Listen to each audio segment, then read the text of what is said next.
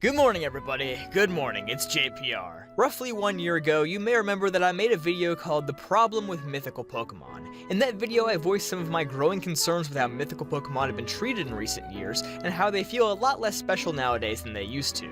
Surprisingly, it seems that many people shared that same concern with me, and it blew up and became quite the popular video. So if you haven't seen that video yet, I'd recommend going to watch that first before you continue with this one, because I will be referencing a few things from it. I also think it's probably one of my best videos, so it'll be worth your time. Anyway, in this video, I want to take a look at 3 mythical Pokemon that all had a fairly large presence in 2018, and whether or not I think they were handled better than most other recent mythical Pokemon. First up is Zeraora. In my previous video, I assumed that Zeraora was going to continue the trend of mythical Pokemon with little to no backstory, and no in-game event to make us really care about this Pokemon. And unfortunately, I was right. In the game, Zeraora is just lazily given out as a mystery gift Pokemon like many other mythicals before it, and that's about it. There's nothing in the Alola region that refers to Zeraora, there's no special location to take it, and heck, it even has a signature move Plasma Fist already learned when you obtain it, so there's not even much incentive to level it up. On the bright side, I do think Zeraora was handled considerably better in last year's Pokemon movie The Power of Us than most other mythicals before it.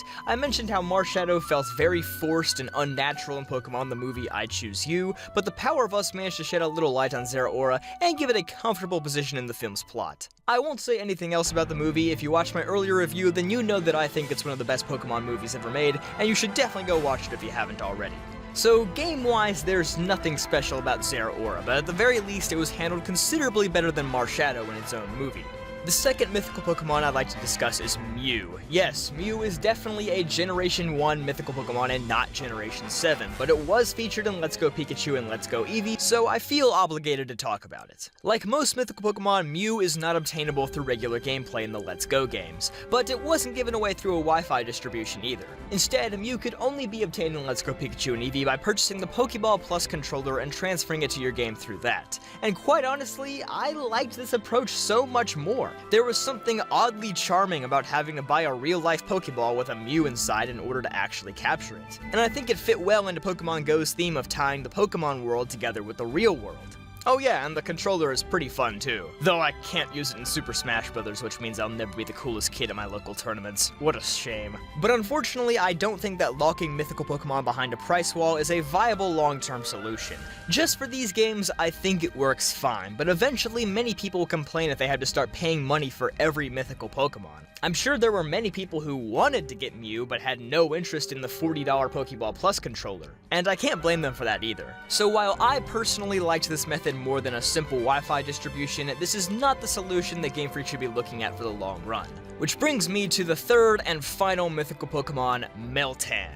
And Melmetal by extension, so fourth and final, I guess. Meltan was a Pokemon that mysteriously started appearing during the Pokemon Go Community Day event on September 22nd, 2018. At first, many believed it to be a glitch or a placeholder Pokemon since they would just transform into Ditto when caught. Neither the Pokemon Company nor Niantic would comment on the strange event for about 3 days, and honestly, that was the most perfect thing that they could have possibly done. For those 3 short days, it was like I was a kid back on my grade school playground where kids would tell stories about Mew, Celebi, and Jirachi and spread rumors about ways to obtain them. This unknown Pokemon was driving everybody nuts. That's a pun, isn't it? God dang it. Many just assumed that it was a glitch and they would never be seen again, some thought it was a Gen 7 Pokemon, and some even thought it was a Gen 8 Pokemon. Quite a few people even became furious that Niantic would be so incompetent as to leak a brand new Pokemon, which, to be honest, isn't that much of a stretch. But little did we know that this was all part of their master plan. Eventually, the Pokemon Company would start releasing small clips where Professor Oak and Professor Willow discussed the origins of Meltan, and shortly after that, we learned that Meltan would be the first mythical Pokemon capable of evolving. And the method for obtaining Meltan is genius as well. All you need is Pokemon Go, a free game that nearly everyone has downloaded at some point or another. You're not being forced to drop $40 or more on a Pokeball controller or drive to GameStop to connect to their Wi-Fi for a mystery gift. You're actually playing another Pokemon game to obtain the Pokemon that you want. It's incredibly similar to the Manaphy Egg event from Pokemon Ranger actually, and I love that. It's a great way to get people invested in the Pokemon spin-off games as well.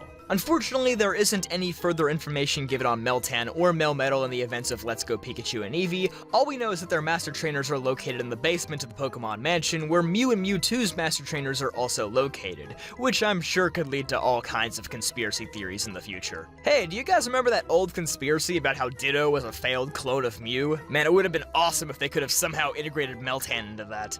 Although it's not perfect, I think that Meltan is the mythical Pokemon that turns things around in the right direction. I think Niantic and the Pokemon Company fully understood what makes a mythical Pokemon worthy of being mythical. It's not how powerful or how rare they are, it's the real-life mystery surrounding it. That's the solution to mythical Pokemon. If you can't have that, then they at least need to have some kind of in-game event that makes you want them, like Shaman or Victini, for example.